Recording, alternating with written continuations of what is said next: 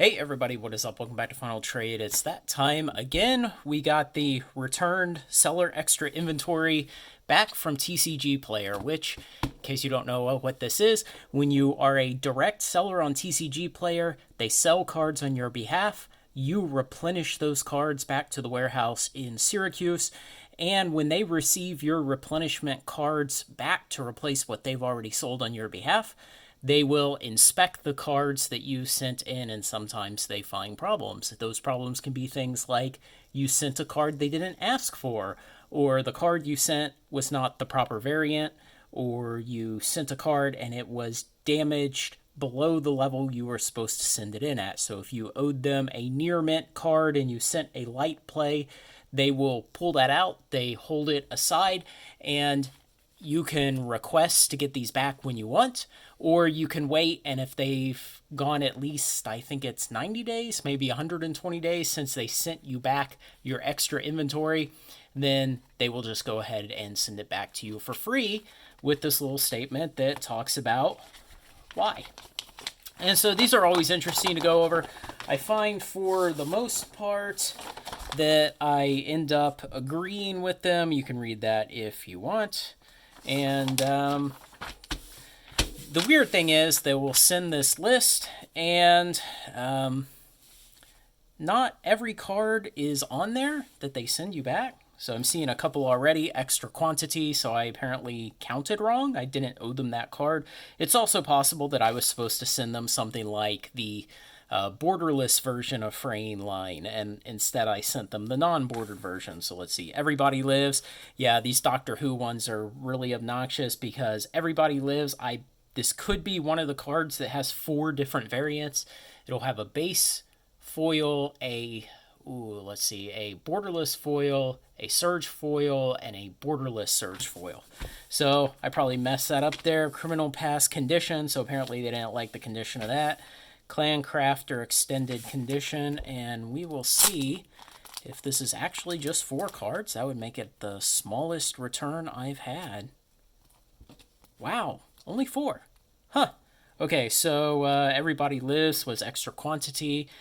I think there are variants of this card that go for quite a bit of money. That one's going to be worth relisting. You know, one of the problems that you have when you get these back is sometimes, you know, if it's a 5-cent card and it's like, oh well, you sent us a light play instead of a near mint, then it's like, is this even worth my time to go to the pricing tab on the seller portal, search for the card, list it now as light play instead of near mint, and then go to my inventory, my physical inventory, and somehow put that in there in a way that I'll be able to find it when I eventually sell that one-off light play. Okay, so this is foil. Yeah, I wonder what the deal was. I wish they would tell you what you were supposed to have sent. I don't know if there is a foil borderless of this card.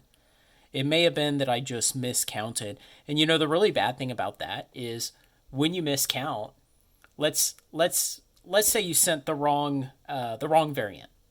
Let's say that I was supposed to send the borderless and I sent the bordered version. Well, you get a strike for that, right? So you get a discrepancy for it. And then later on, you actually sell the bordered card, but it's gone from your inventory because you probably didn't know to remove it. And so you get a strike for that too. So you end up with multiple strikes from the same accident, the same inventory indiscretion. Let's see, Clan Crafter Condition.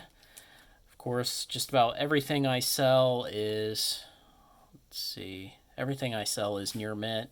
It's all packed fresh. Let's see if we can find it. I'm seeing this. I mean, there's a chip there. Oh, they're going on centering for this. Is this a chip or is that the print dot? So this is the one thing that I think is really contentious with the way that TCGplayer handles this. It's that if any part of the print dot is visible, hopefully you can see it there, then they call that a damaged card. because it was cut so off center. And that's simply the standard that they use for saying, hey, at some point, miscut cards become too miscut, and we're going to call those damage. So I think that's what's happening here is you can just barely see a bit of the print dot there. Obviously, you can tell the left-right centering is pretty poor on this card. And this came out of a collector booster because it is a borderless card from Baldur's Gate. So this came out of a collector booster, and good job, WotC. Miscutting collector booster cards so much that we've got visible print dots. Good job. So, yeah, I accept that. Again, this is kind of contentious among some sellers that should print dots count. The real problem is not any type of disagreement between sellers and TCGplayer on whether or not visible print dots should count as damage. The real problem is WotC having such poor quality control that in a collector booster pack there are visible print dots. That's the real problem here. And criminal pass, so that was on condition also. And let's see, so it doesn't look like it's off center too much. The thing with these foils is sometimes you'll get a returned foil and it'll be a bubble in the foil. I'm trying to turn it where I can see it with the reflection out my window here to try and tell just what is going on.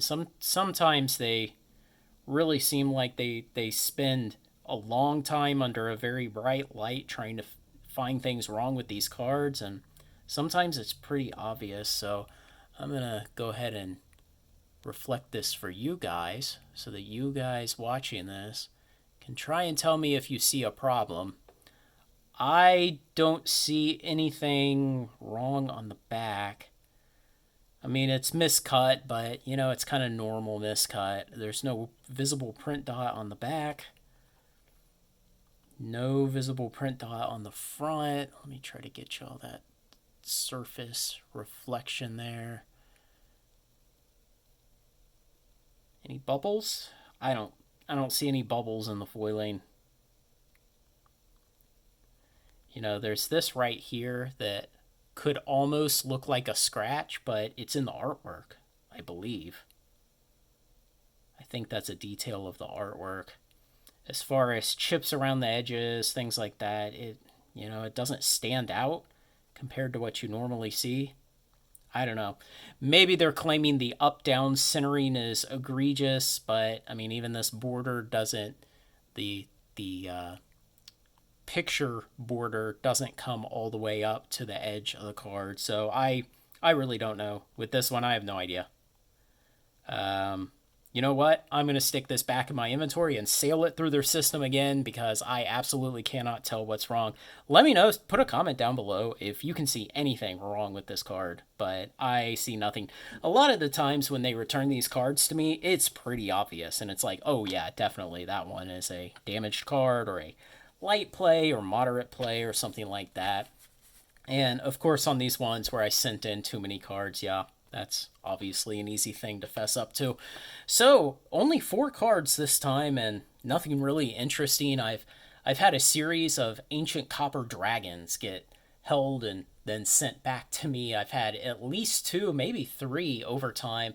At least the nice thing with that card is you discount it about $1 off of the lowest price near mint. You sell it as light play and it literally sells in about 20 minutes and you get rid of it. So that's how I took care of those when I got them back. But